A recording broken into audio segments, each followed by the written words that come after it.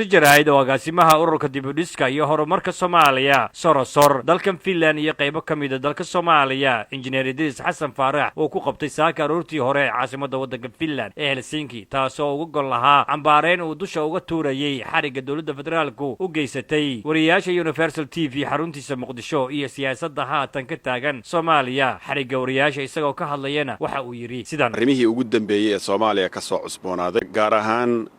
saxaafadii maxaan ku raahdaa xorta ahayd ee lagu tuntay wariyaasheeda la xiray kadib markii ay wareysteen niman baarlamaanka ka mid ah arrintaas waxaan leenahay runtii TV-ga Universal waan uga tacsiyeynaa waxaan kale oo aan ka xunahay in maaragtay wariyaashii daadihinayay shirkaas si maaragtay lagu xadgudbo xabsina la dhigo arrintaas oo ay tahay runtii maadaama dowladda federaalka nimanka sheeganayo ay beesha caalamka soo dirtay ay soo dhistay isla marhaantaasna laga taageero wadamada reer galbeedka ayagu sheegto inay maaragtay saxaafadda iyo xorriyatul qowlka aad maaragtay ugu xeel dheer yihiin marka koowaad waxaan leenahay dowladdii aad soo dhisteen iyo maamulkii adinku aad samayseen wuxuu ku tumanayaa xuquuqdii saxaafadda inta maaragtay saxaafad lagu dilay waa la ogyahay Muqdisho waxayna dhammaantood ka imaanayaan arrimaha guracan ee maaragtay lagu wakacayo siyaasadda Soomaaliya isagoo ka hadlaya mar kalena waxa uu yiri injineer Idris Xasan Faarax sidan xaqiiqatan waddankeena Soomaaliya waxaad moodaa inuu gebi ka sii dhacayo kuma koobno oo kaliya wariyaasha lagu xadgudbay laakiin ummadii Soomaaliyeed oo dhan meel kasto ay joogto gudaha iyo dibaddaba waxaad moodaa in maaragtay ay meel daran ka sii dhacayso sanad walbana sanadka dambe ka sii baxayo xaqiiqatan waxaan leenahay dowladda ama maaragtay maamulka hadda Soomaaliya ka jiro 3 sano oo u dhisnaa waxay keentay in dhammaan Soomaaliya ay burbur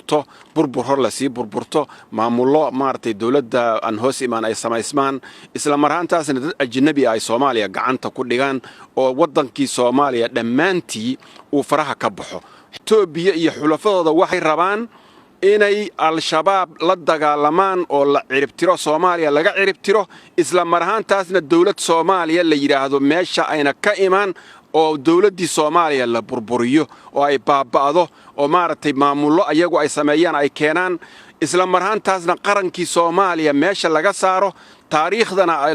maartay lagu soo daro bog cusub oo sheegaya in Soomaaliya wadan la yiraahdo waa jiray waxaan loogu dawgalayaa beenta ah waxaan la diriraynaa al-shabaab isla marhaantaasna waxaan dhisaynaa dawlad federaal taasi ma jirto dadka shacabka Soomaaliyeed inta damiir leh waxaan ku boorinaynaa wadankeena Soomaaliya faruhu ka baxay Soomaaliyana waa ku daysay hadaanan wixii dhiig loo kacayna dhihin suuragalna ma ahan maaragtay in la cabsi geliyo nimankii baarlamaanku sheega waxay ku hadlayaan waad arkaysaa waa dambiilayaal maxaa yeelay 10 sano waxay lahaayeen baarlamaan baan nahay ayagoon baarlamaan ahayn maantana waad arkaysaa meesha maraysa xiriir fandaalkeed way kala dhacaysaan had iyo jeerna waxa la sameeyaa markii dawlad ku sheega ay dhisana ay sii burburayso ay sii dhamaanayso ayaa lugaha iyo gacmaha iyo meel walba inta la qabto maaragtay sidii qashinkii loo tuura si ay u fuudaato hadhow dawlad been oo kale iyo mashruuc beena in la keeno waana sida muuqato shariifkii sidii loo baabishay arkayseen Abdullaahi Yuusuf sidii loo baabiyay markii la tuuray waad ogeydeen shariifka sidii loo baabiyay farmaajo waa ogeyd haddana waa Xasan Sheekh waxa la rabaa in la yiraahdo bax iska tag maxaa yeelay dhammaan wax alla wuxuu ku taagnaayo dhan hora laga soo qabsaday wadankiina dhammaan gacanta lagu dhigay Ahmed Muuse Universal TV waqooyiga Yurub Finland